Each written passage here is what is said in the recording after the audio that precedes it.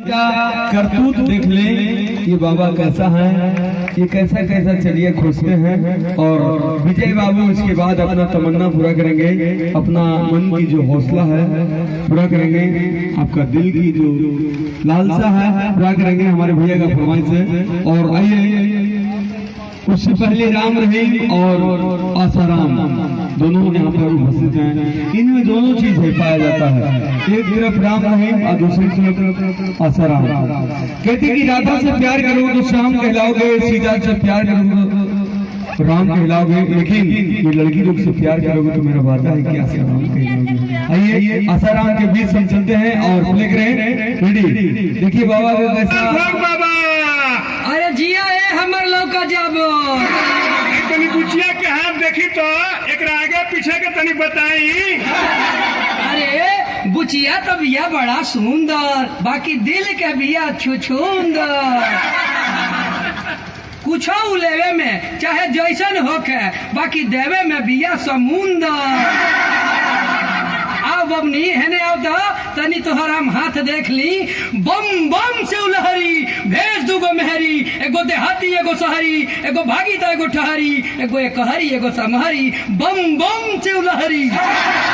महात्मा है कि गेलहात्मा जी।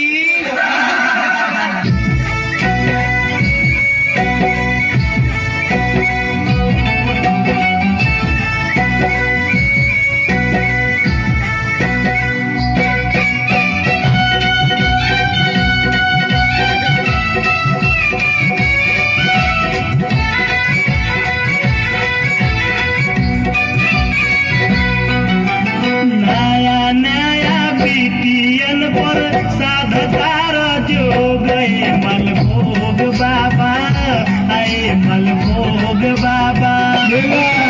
नया नया बीतियन पर साधतार जो गए मलभोग बाबा, आए मलभोग बाबा।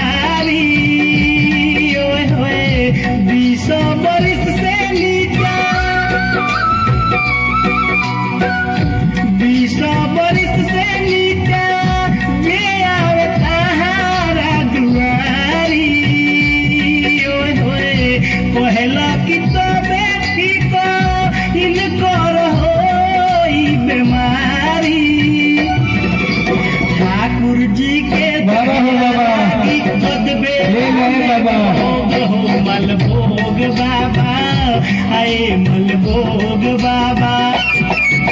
नया नया बीतियन पर साधतार जो गए मलभोग बाबा, आए मलभोग बाबा।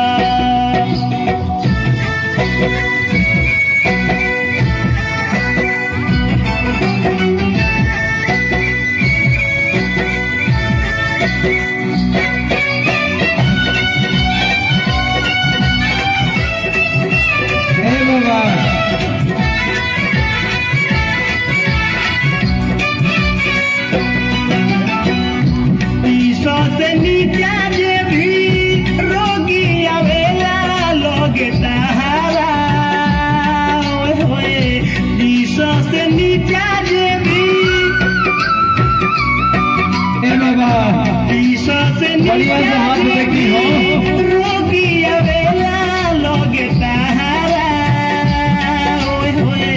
तबे नुटीक होइबू कोहेलो बकाली जी के पहारा।